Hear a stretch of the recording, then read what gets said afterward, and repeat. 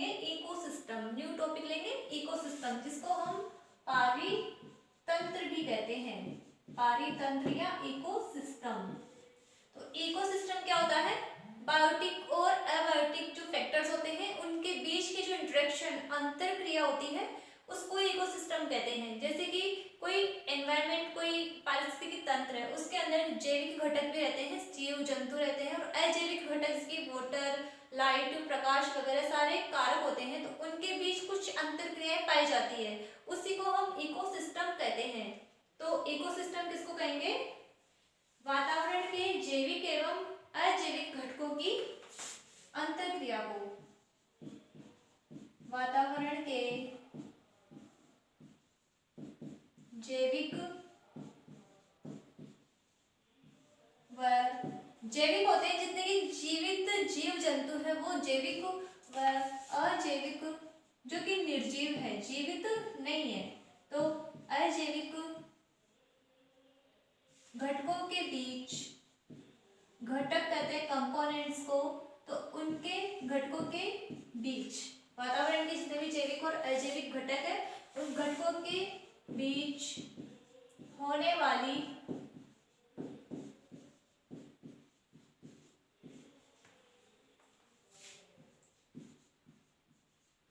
अंतःक्रिया, होने वाली जो अंतःक्रिया है उसको क्या कहते हैं?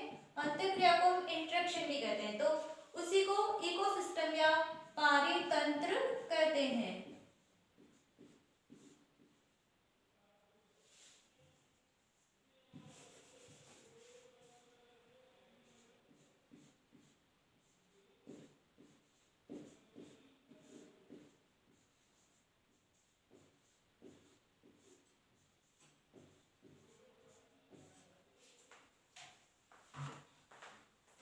तो पारितंत्र किसको कहते हैं?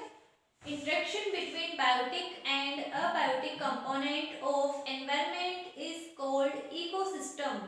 Example, a drop of water is ecosystem. पानी की बूंद है, उसके अंदर बहुत सारे माइक्रो ऑर्गेनिजम्स मिलते हैं, छोटे छोटे जीव जंतु मिलते हैं, तो ए ड्रॉप ऑफ वाटर, पानी की छोटी सी बूंद है, वो क्या है? इज इकोसिस्टम, वो भी एक इकोसिस्टम है, पारिस्थितिकी तंत्र है। पानी की छोटी सी बूंद वो भी क्या है? इकोसिस्टम है। इसके अलावा अब वाटर, पानी वाटर है वो भी एक इकोसिस्टम है।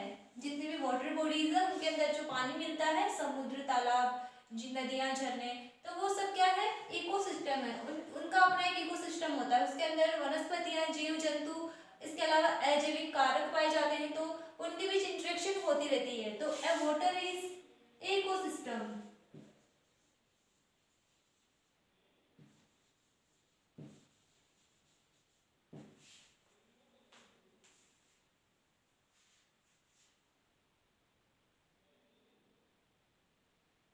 ए रिवर इज इकोसिस्टम, रिवर है वो भी इकोसिस्टम है।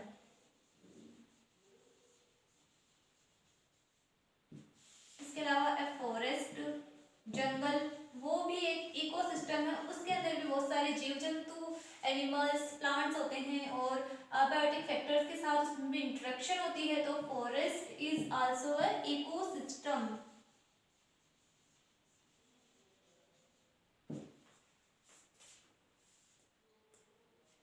हैबिटाट, जिसके अंदर कोई पर्टिकुलर प्लेस है जहाँ पे कोई ऑर्गेनिज्म रहता है, तो वो हैबिटाट है, वो भी एक इकोसिस्टम है। ए हैबिटाट, हैबिटाट कहते हैं आवास को, आवास जहाँ पे कोई पर्टिकुलर ऑर्गेनिजम्स, ऐसी कोई पर्टिकुलर जगह, कोई निश्चित जगह जहाँ पे कोई निश्चित ऑर्गेनिज्म रहता है, तो वो हैबिटाट है। हैबिटाट भी क्या है? इकोसिस्टम है, इको सिस्टम।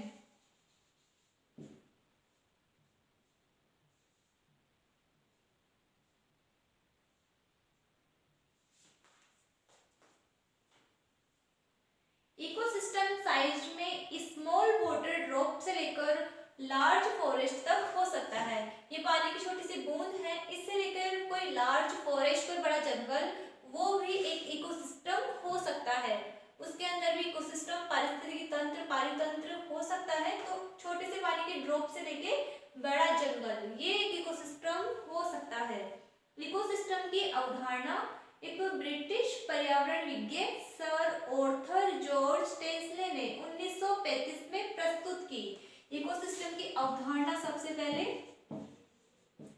देखो किसने प्रस्तुत की थी? सर आर्थर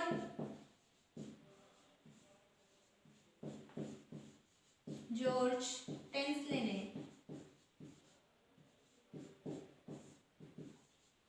कब? 1935 में। 1935 में सबसे पहले इन्होंने इकोसिस्टम की अवधारणा प्रस्तुत की थी और इन्होंने ही सबसे पहले इकोसिस्टम नामक शब्द का प्रयोग किया। इकोसिस्टम या पारितंत्र शब्द का प्रयोग सबसे पहले किन्होंने किया? तो सर आर्थर जॉर्ज टेस्ले ने ही इकोसिस्टम शब्द का प्रयोग भी किया था।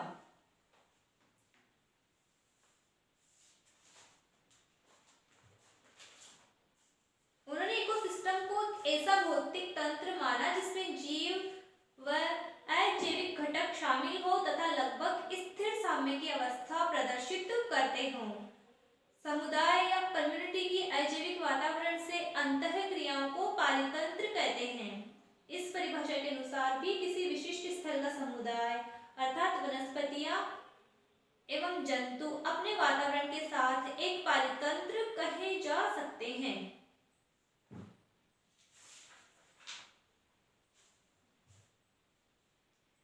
तो ये था इकोसिस्टम, इसके बारे में सामान्य परिचय। अब हम पढ़ेंगे इकोसिस्टम के टाइप्स। इकोसिस्टम है वो कितने टाइप्स का होता है?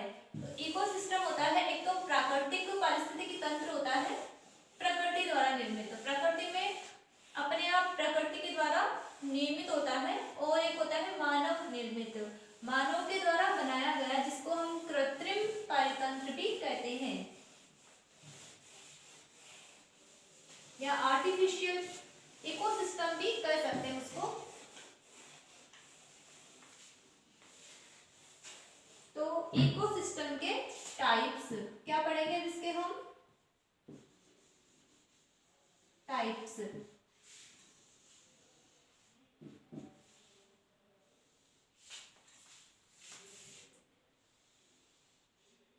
तो इकोसिस्टम मुख्य रूप से दो प्रकार का होता है। फर्स्ट है प्राकृतिक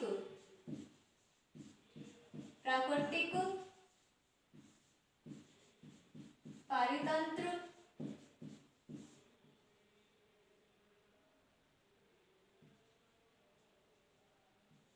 जिसको हम नेचुरल इकोसिस्टम कहते हैं। सेकंड है कृत्रिम पारितंत्र।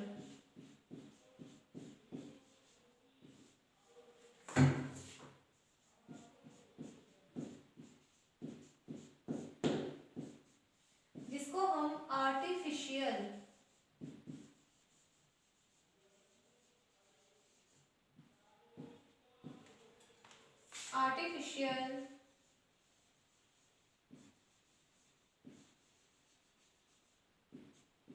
इकोसिस्टम भी कहते हैं। तो इस प्रकार से जो इकोसिस्टम होता है वो दो प्रकार का हो गया। एक तो प्रकृति में निर्मित, प्रकृति द्वारा निर्मित, उसको प्राकृतिक पारितंत्र कहते हैं या नेचुरल इकोसिस्टम, और जो कृत्रिम पारितंत्र होता है इसको हम मानव निर्मित पारितंत्र भी कह सकते हैं। क्या कह सकते हैं इसको?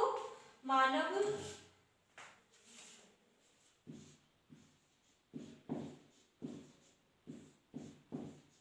निर्मित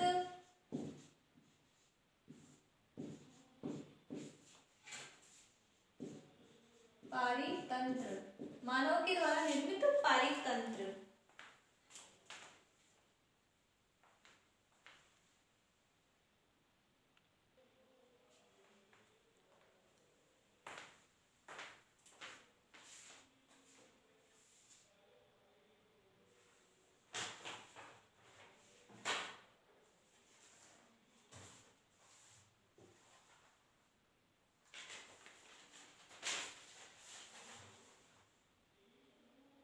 प्राकृतिक पारितंत्र है, देखो इसके टू टाइप्स होते हैं। फर्स्ट है एक्वेटिक इकोसिस्टम,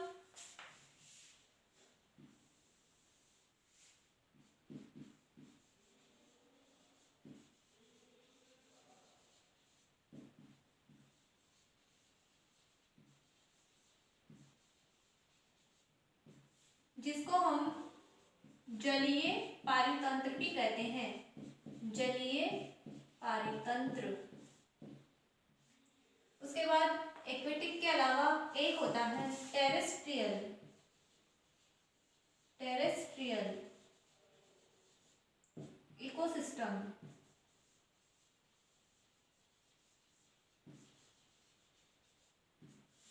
इसको हम स्थलीय, टेरेस्ट्रियल होता है जिसको हम जमीन या स्थल कहते हैं, तो स्थलीय पारितंत्र, स्थल के ऊपर जमीन पे पाया जाने वाला पारितंत्र स्थलीय पारितंत्र कहलाता है। और जो पानी के अंदर पाया जाता है इकोसिस्टम, उसको एक्वेटिक इकोसिस्टम कहते हैं। तो एक्वेटिक इकोसिस्टम है, इसमें देखो कौन कौन से एग्जांपल इसके अंदर, देखो क्या क्या आते हैं इसके अंदर। पॉन्ड्स, तालाब, नदियां या झीलें, लेक,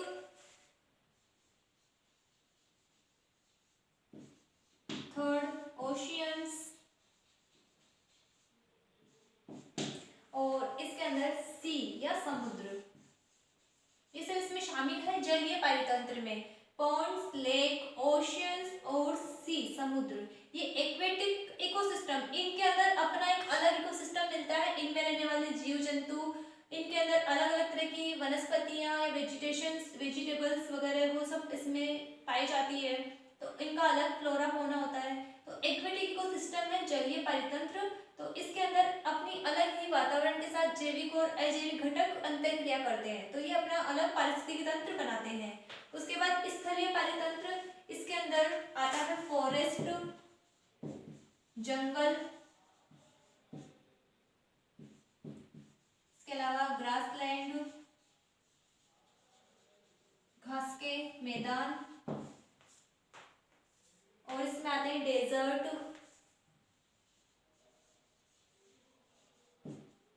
और आते हैं इसमें टुंड्रा, बंजर भूमि, वो भी इसमें शामिल है। तो इस प्रकार से ये हो गया इसका टेरेस्ट्रियल इकोसिस्टम, स्थलीय पारितंत्र। इसमें जंगल, घास के मैदान, मरुस्थल, बंजर भूमि, टुंड्रा, ये सब इसमें शामिल है। अब सेकंड है आर्टिफिशियल इकोसिस्टम। आर्टिफिशियल इकोसिस्टम या इसको मानव निर्मित पारितंत्र कहते हैं। इसके अलावा इसको एंथ्रोपोजेनिक इकोसिस्टम भी कहते हैं। इसको क्या कहते हैं? मानव निर्मित पारितंत्र के अलावा इसको एंथ्रोपोजेनिक,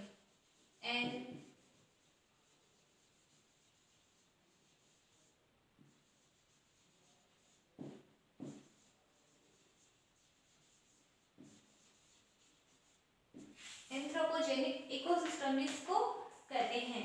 इसमें देखो एग्जांपल है, इसके अंदर एक्वेरियम, सीड बैंक और फील्ड। फील्ड होता है खेत, वो भी मानव निर्मित होता है। अलग अलग जगह पे फील्ड या खेत, अलग अलग फसल के खेत होते हैं। तो एक्वेरियम इसके एग्जांपल है, एक्वेरियम,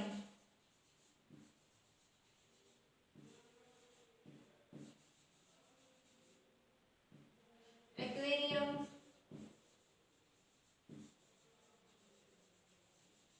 सीड बैंक, बीज बैंक जिसको कहते हैं, और एक्वेरियम हो गया जिसको हम मछली घर कहते हैं, सीड बैंक,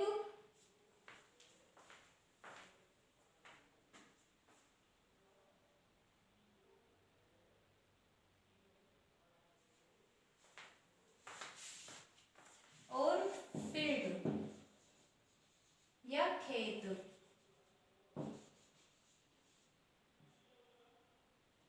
ये सब क्या है? कृत्रिम पारितंत्र या एंथ्रोपोजेनिक इकोसिस्टम के अंतर्गत आते हैं। एक्वेरियम, सीड बैंक और फील्ड, खेत।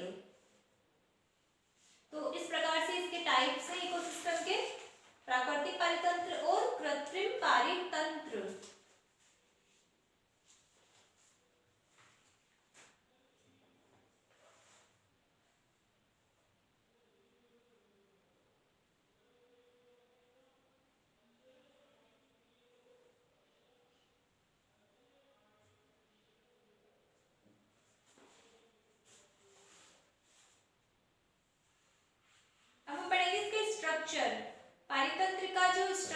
आकार संरचना नियत नहीं है।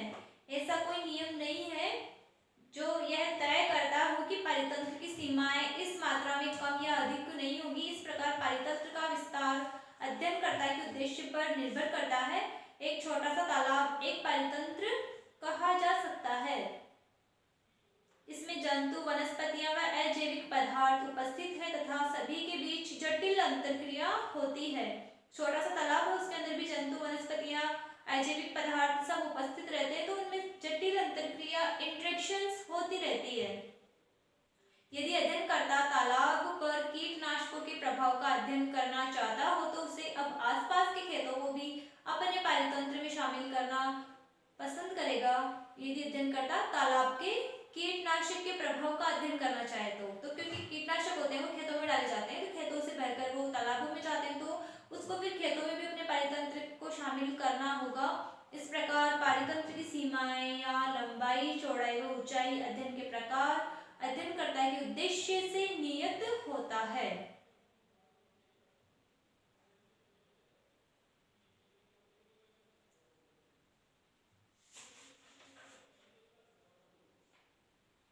अब देखो पारितंत्र है उसके कौन कौन से कंपोनेंट्स होते हैं, किस किस से मिलकर वो बनता है। तो इसके अंदर हम पढ़ेंगे कंपोनेंट्स ऑफ इकोसिस्टम, पारितंत्र के घटक।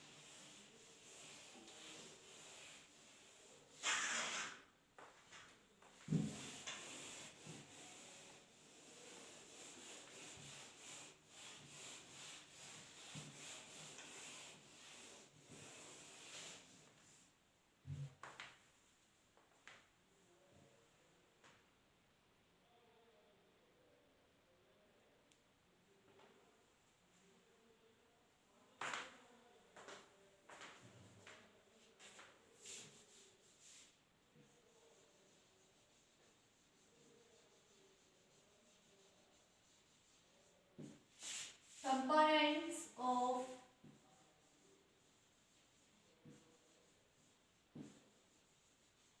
इकोसिस्टम, पारितंत्र के घटक।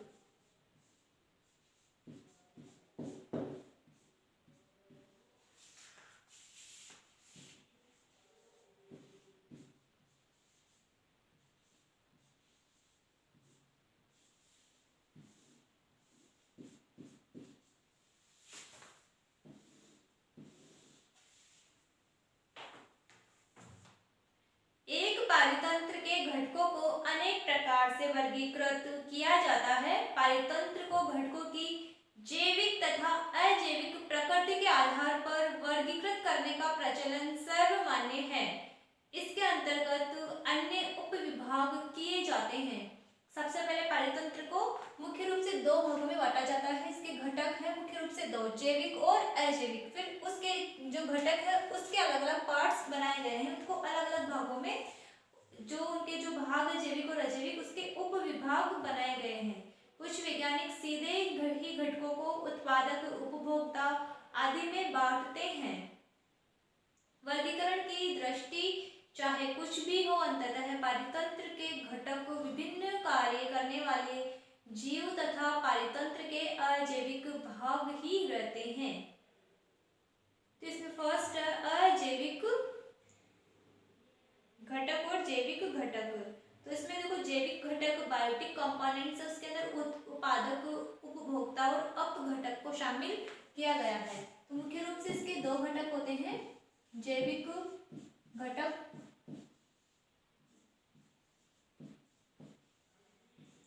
और दूसरा होता है अजैविक घटक।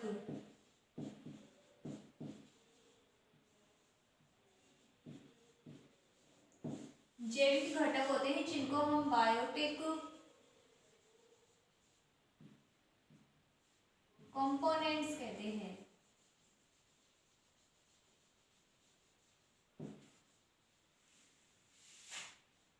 अजैविक होते हैं जिनको हम अबायोटिक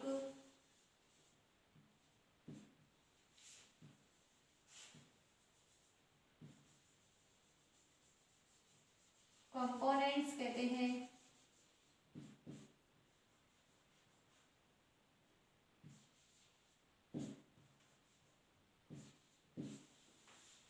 जो अजैविक घटक है उसके अंदर देखो सबसे पहले शामिल किया गया है उत्पादक को। ये है उत्पन्न करने वाले, भोजन उत्पन्न करने वाले, जिनको हम प्रोड्यूसर्स भी कहते हैं। प्रोड्यूसर्स होते हैं। इसके अंदर मुख्य रूप से किनको शामिल किया गया है? ग्रीन प्लांट्स को, जो फोटोसिंथेसिस कर सकते हैं, अपना भोजन खुद बना सकते हैं। तो जैविक घटक है, इसमें सबसे पहले प्रोड्यूसर्स को शामिल किया गया है। सेकेंड इसके अंदर उपभोक्ता, कंज्यूमर्स को, भोजन जो ये बनाते हैं उसको कंज्यूम करने वाले। सेकेंड नंबर पे आते हैं उपभोक्ता, जिनको कहते हैं कंज्यूमर्स, वो कंज्यूमर्स कहलाते हैं। थर्ड नंबर पे है इसमें अपघटक।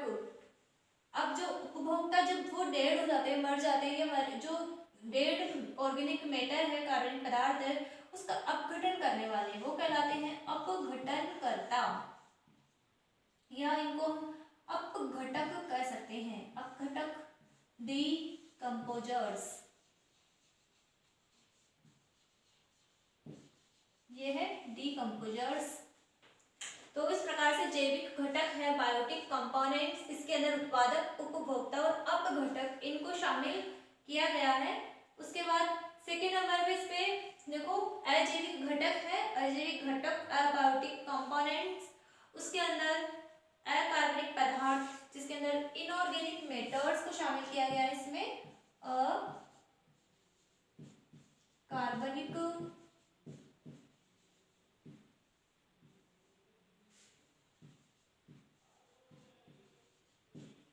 पदार्थ,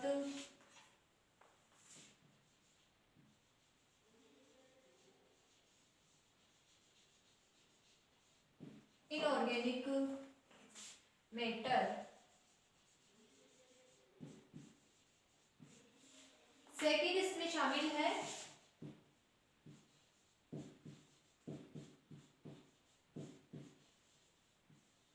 कार्बनिक पदार्थ, जिसको हम ऑर्गेनिक मैटर भी कहते हैं। ऑर्गेनिक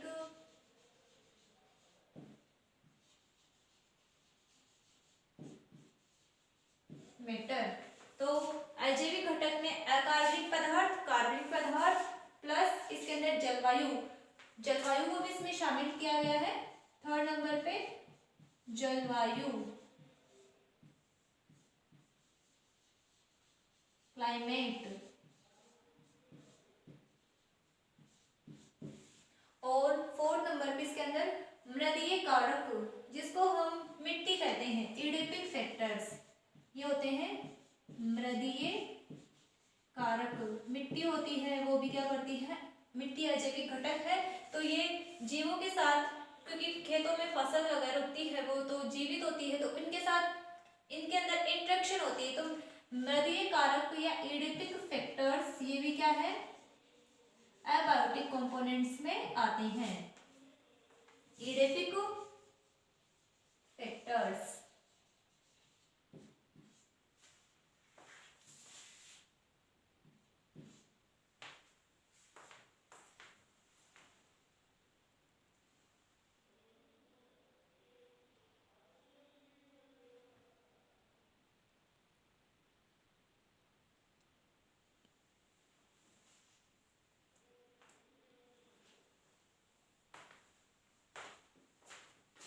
तो हम सबसे पहले जैविक घटक बायोटिक कंपोनेंट्स इसमें पढ़ेंगे।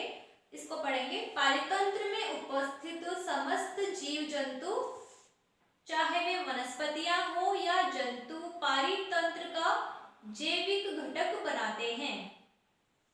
समस्त जीव जंतु, चाहे से वो वनस्पतियां हो या जंतु हो, क्या बनाते हैं? वो जैविक घटक बनाते हैं पारितंत्र का। सारे जैविक जो भी जीवित हैं उनको जैविक घटक में शामिल किया गया है। पारितंत्र के जैविक घटक पारितंत्र के नियंत्रण व परिवर्तन में महत्वपूर्ण भूमिका निभाते हैं। एक पारिस्थितिक विज्ञान की रुचि मूलतः इस घटक में ही रहती है, क्योंकि इस घटक के कारण ही पारितंत्र के स्रोतों या पदार्थों का द्रुत उपयोग होता है।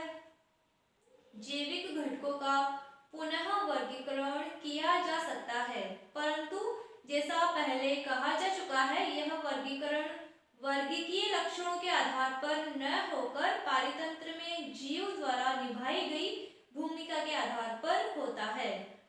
तो इसमें सबसे पहले फर्स्ट उत्पादक, जो जीव इसमें जिस तरह की भूमिका निभाता है उसको उस प्रकार से विभाजित किया गया है। तो सबसे पहले इसमें उत्पादक, जितने भी प्रोड्यूसर्स हैं जो कि फोटोसिंथेसिस करते हैं, अपने भोजन का उत्पादन करते हैं, वो इसमें शामिल किए गए हैं। तो सबसे पहले पढ़ेंगे उत्पादक के बारे में, प्रोड्यूसर्स के बारे में। इसमें देखो, किसी पारितंत्र में किसी समय एक नियत मात्रा में संसाधन या रिसोर्स उत्पन्न होते हैं। यदि पारितंत्र विलग प्रकार का हो, आइसोलेटेड हो, अर्थात उसमें बाहर से ऊर्जा का प्रवेश न हो, तो एक निश्चित अवधि के उपरांत उसका अंत हो जाएगा।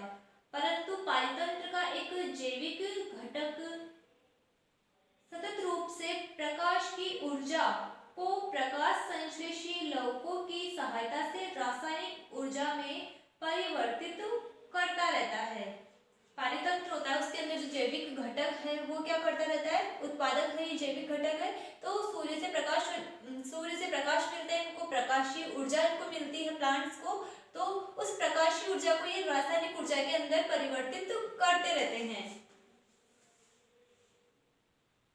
इस उप घटक के समस्त जीव स्वपोषी होते हैं तथा पारितंत्र में इन्हें उत्पादक कहा जाता है।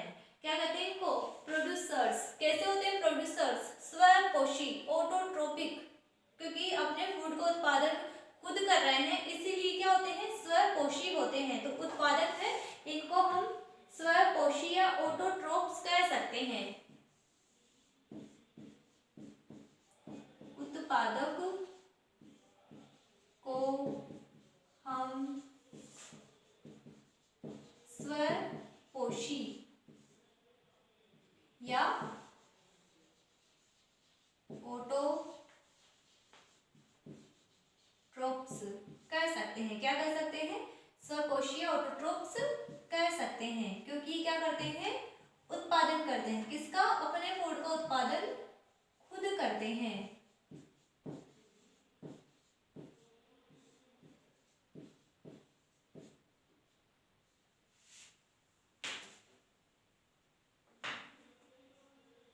वास्तव में उत्पादक ऊर्जा उत्पन्न नहीं करते, वरन ये फोटोन ऊर्जा को स्थितिज रासायनिक ऊर्जा में परिवर्तित करते हैं।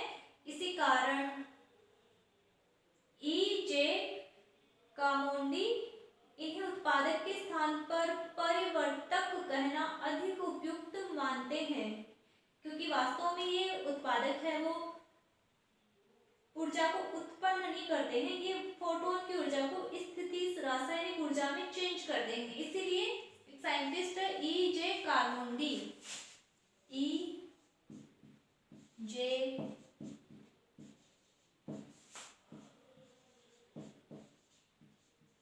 कार्मोंडी, इनको क्या कहते हैं, उत्पादक को। इन्होंने ई.जे. कार्मोंडी ने उत्पादक को क्या कहा, परिवर्तक कहा, क्योंकि ऊर्जा का उत्पादन स्वयं तो नहीं करते हैं, सिर्फ सूर्य से प्राप्त होने वाली जो भी फोटोन ऊर्जा है, प्रकाश ऊर्जा है, उसको ये रासायनिक ऊर्जा में चेंज करते हैं। तो उत्पादन तो नहीं करते हैं, इसलिए इन्होंने ई.जे. कार्मोंडी ने इनको उत्पादक है, इनको परिवर्तक कहा है, जिसको हम कन्वर्टर्स कहते हैं।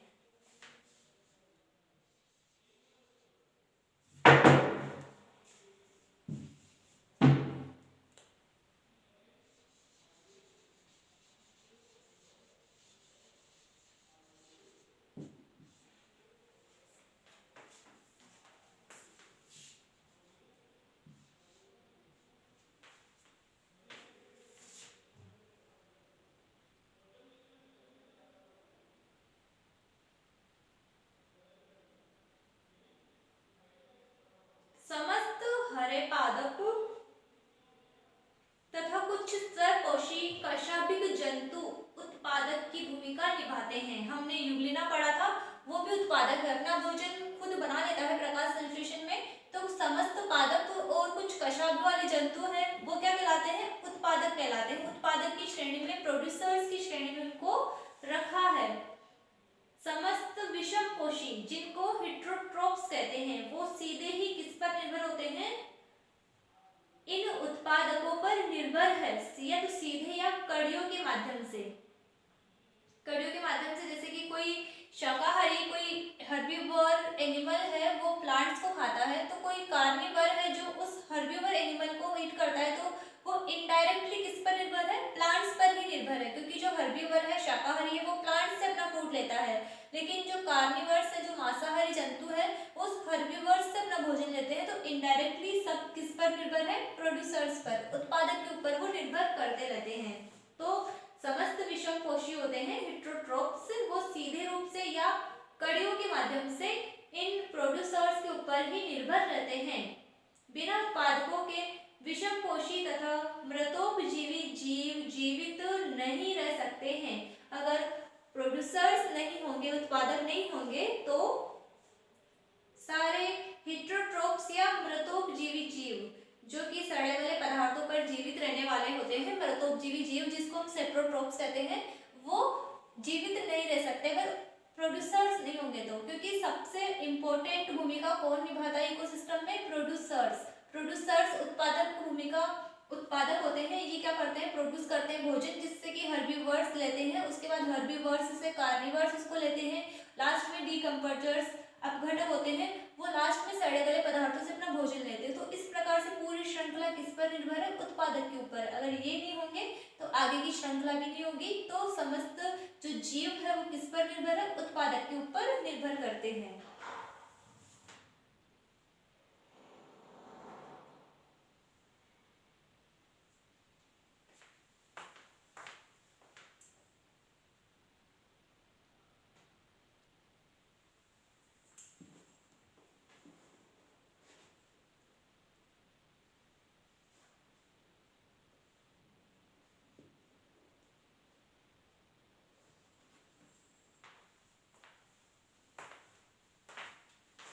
सेकेंड हम पढ़ेंगे उपभोक्ता के बारे में। ये तो हमने पढ़ा उत्पादक के बारे में। सेकेंड उपभोक्ता, जिसको हम कंज्यूमर्स कहते हैं, वे समस्त जीव जो विषमपोषी हैं उपभोक्ता कहलाते हैं। सारे जीव जो कि विषमपोषी है, अपना भोजन स्वयं नहीं बनाते, दूसरों पे डिपेंड करते हैं, उनको क्या कहते हैं? उपभोक्ता कहते हैं। तो सारे या समस्त विषमपोषी जीव,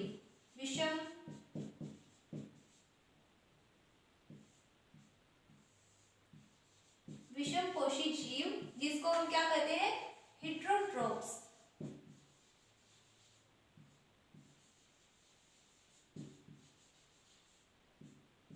उनको क्या कहते हैं?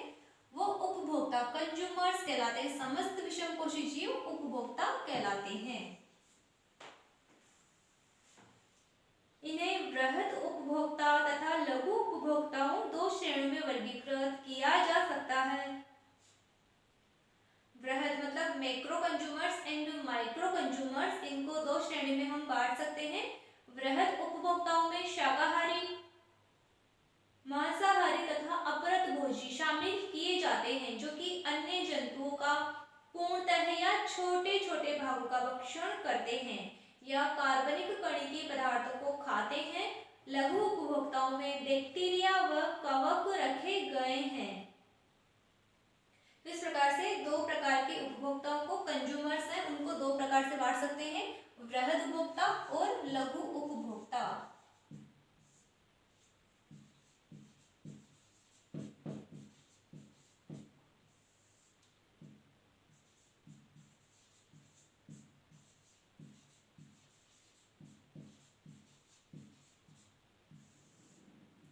वृहद उपभोक्ता जिसको हम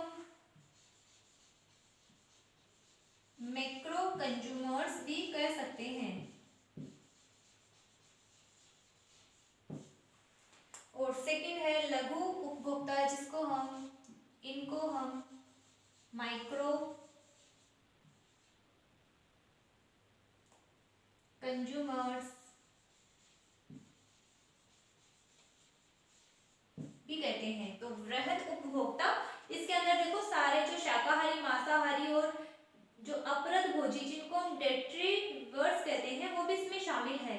सारे शाकाहारी, मांसाहारी और अपघटक वो इसमें शामिल है। और लघु उपभोक्ता, इसके अंदर बैक्टीरिया को और कवक को रखा गया है। किसको? जो भी बैक्टीरिया है, बैक्टीरिया और कवक, बैक्टीरिया और जो कवक होते हैं उनको लघु उपभोक्ता में रखा गया है। माइक्रो कंज्यूमर्स में वृहद उपभोक्ता, इसके अंदर शाकाहारी,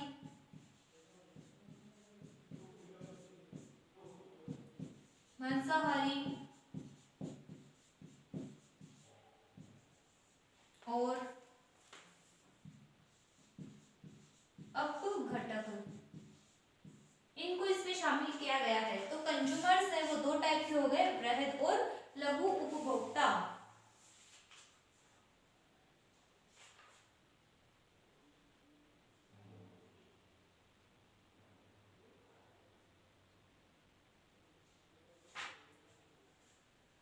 तो हम जैविक घटक पढ़ रहे हैं जिसमें हम उपभोक्ता कंज्यूमर्स पढ़ रहे हैं। तो इनके बारे में हम नेक्स्ट क्लास में और विस्तार पूर्वक चर्चा करेंगे। तो आज की क्लास के